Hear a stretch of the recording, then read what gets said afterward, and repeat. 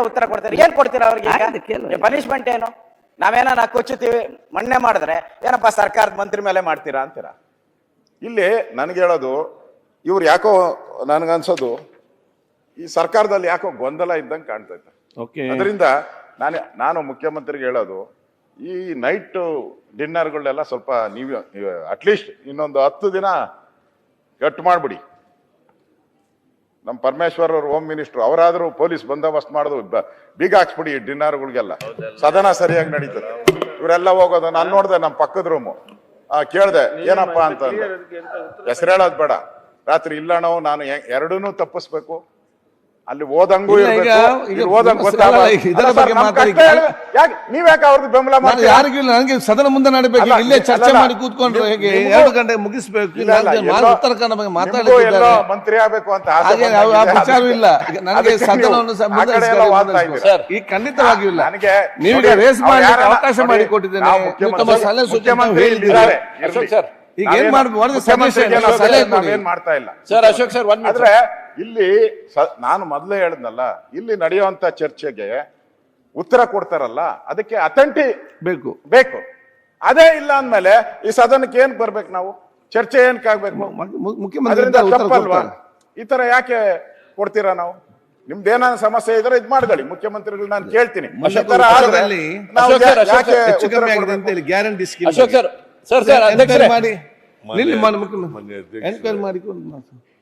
ಲಕ್ಷ್ಮೀ ಹೆಬ್ಬಾಳ್ಕರ್ ಅವರು ಉತ್ತರ ಕೊಟ್ಟಿದ್ದಾರೆ.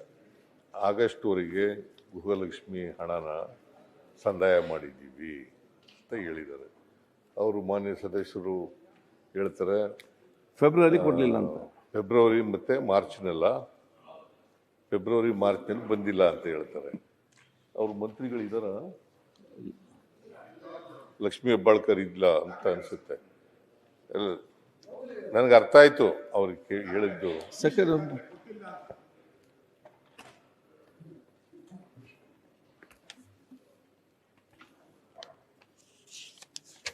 ಫೆಬ್ರವರಿ ಮಾರ್ಚ್ನಲ್ಲಿ ಕೊಟ್ಟಿಲ್ಲ ಅಂತ ಹೇಳ್ತಾರೆ.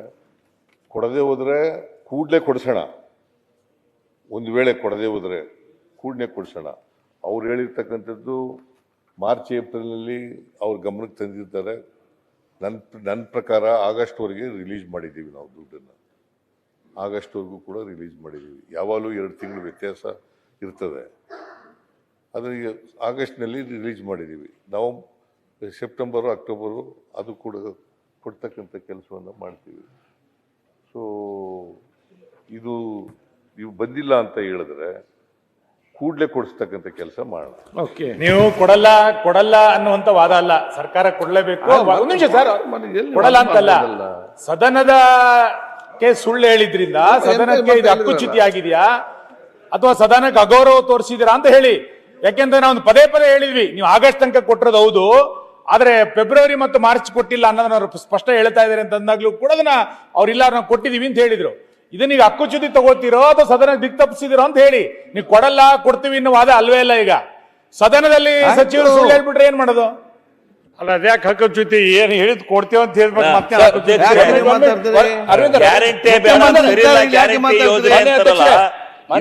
ಇಷ್ಟೊಂದು ಚಿಂತನೆ ಒಂದ್ 2 ತಿಂಗಳು ಹೆಚ್ಚು ಕಮ್ಮಿ ಕೊಡ್ತಾರೆ. ಅಧ್ಯಕ್ಷರೇ, ಗ್ಯಾರಂಟಿ ಯೋಜನೆ ವಿರೋಧ ಮಾಡ್ತಾರ್ತಾನೆ ಅವರು. ಶಿವಲಿಂಗಣ್ಣ, ನೀವು ವಿರೋಧ ಮಾಡ್ತೀರಿ.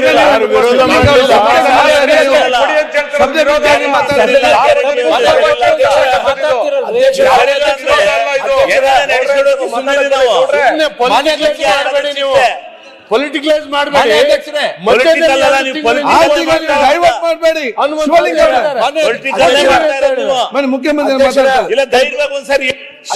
ರಾಜಕೀಯ ಮಾಡುವಲ್ಲಿ ಏನು ಅರ್ಥ?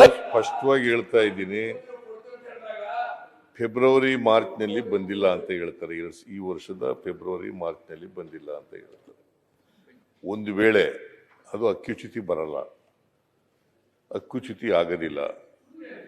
ನಾವು ಒಂದು ವೇಳೆ ಕೊಡದೇ ಇದ್ರೆ, ಒಂದು ವೇಳೆ ಸೆಪ್ಟೆಂಬರ್ವರೆಗೂ ಕೊಟ್ಟಿದ್ದೀವಿ ನಾವು, ಒಂದು ವೇಳೆ ಬರದೇ ಇದ್ರೆ ಕೂಡಲೇ ಕೊಡೋ ರೀತಿಯಿಂದ ಅದನ್ನ ಚೆಕ್ ಮಾಡಬೇಕಾಗುತ್ತೆ, ಚೆಕಪ್ ಮಾಡಬೇಕಾಗುತ್ತೆ.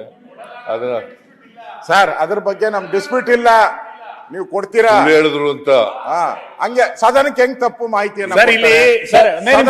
ಹಂಗಾರೆ ಸುಳ್ಳ ಸರ್ಕಾರ ಈಗ ಮುಖ್ಯಮಂತ್ರಿ ಸುಳ್ಳು ಹೇಳಕ್ಕೆ ಅಂತ ಹೇಳಿದೆಯಲ್ಲ ಸುನಿಲ್, ಹೇಳೋದೇ ಸುಳ್ಳು ಸರ್, ಇವಾಗ ಹಂಗಾಗ್ಬಿಟ್ಟೈತೆ. ಈ ಹೇಳದೆ ಸುಳ್ಳು, ಅಲ್ಲ ವಿರೋಧ ಪಕ್ಷ ಇರೋದೇ ಸುಳ್ಳು ಹೇಳಕ್ಕೆ ಅಂತ ಹೇಳಿದ್ದು ಅಶೋಕ ಮೊನ್ನೆ. ಅಲ್ಲ ಸುಳ್ಳಿನ ತವರ ಮನೆನ ಬಿಜೆಪಿ. ನೀವು ಕೇಳಿಸ್ಕೊಂಡಿದ್ದೀರಲ್ಲ, ಈಗ ಹೇಳೋದವ್ರು ಯಾರು? ಸುಳ್ಳು ಹೇಳಕ್ಕೆ ವಿರೋಧ ಪಕ್ಷ ಇರೋದು ಅಂತ. ಸುಳ್ಳು ಹೇಳಕ್ಕೆ ವಿರೋಧ ಪಕ್ಷ ಇಲ್ಲ, ನಾವು ಸುಳ್ಳು ಹೇಳಕ್ಕೆ ವಿರೋಧ ಪಕ್ಷ ಮತ್ತೆ ಇಲ್ಲೇ ಸದನ ನೋಡಿ, ಈಗ ನೀವು ಕ್ಲಾರಿಫಿಕೇಶನ್ ಕೇಳಿದ್ದೀರಿ, ಮುಖ್ಯಮಂತ್ರಿ ಉತ್ತರ ಕೊಟ್ಟಿದ್ದಾರೆ, ಉತ್ತರ ಕೊಟ್ಟಿದ್ದಾರೆ, ಸುಳ್ಳು ಅಂತ ಆಯ್ತು. ಮುಖ್ಯಮಂತ್ರಿ ಉತ್ತರ ಬಂದು ಚರ್ಚೆ ಹಾಕಿದ್ದಾರೆ. ಮಾತುಗಳೆಲ್ಲ ಸುಳ್ಳು. ನಾವು ಸುಳ್ಳು ಹೇಳಲ್ಲ, ಹೆಚ್ಚು ಕಡಿಮೆ ಆಗಿದ್ರೆ ಅದನ್ನ ಸರಿಪಡಿಸ್ತಕ್ಕಂಥ ಕೆಲಸ ಮಾಡ್ತೀವಿ. ಈಗ ಹೇಳಿದಾರಲ್ಲ ಸದನದಲ್ಲಿ ಮಂತ್ರಿಗಳು ನಾನು ಸುಳ್ಳಲ್ಲ ಅಸತ್ಯ ಅಂತ ಹೇಳಿ ವಿರೋಧ ಪಕ್ಷದಲ್ಲಿ ಇದ್ದಾಗೆಲ್ಲರೂ ಎಲ್ಲಾರು ಸುಳ್ಳೆ ಅಂತ ಅವ್ರನ್ನೂ ಸೇರ್ಸಿ ಹೇಳಿದ್ದು, ನಮ್ಮನ್ನೆಲ್ಲ ಯಾರ್ಯಾರು ಇದಾರು ವಿರೋಧ ಪಕ್ಷದಲ್ಲಿ ಅವಾಗೆಲ್ಲ ಸುಳ್ಳು ಹೇಳೋದು. ನಾನು 2 ಸಾರಿ ವಿರೋಧ ಪಕ್ಷದ ನಾಯಕನಾಗಿದ್ದೆ, ಯಾವತ್ತೂ ಸುಳ್ಳು ಹೇಳಿಲ್ಲ.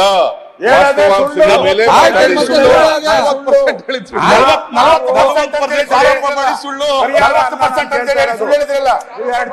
ನೀವು ಕೂತು ನೀವೆಲ್ಲ ಯಾಕೆ ನಿಂತಿದ್ದೀರಿ ಮಾತಾಡುವಾಗ?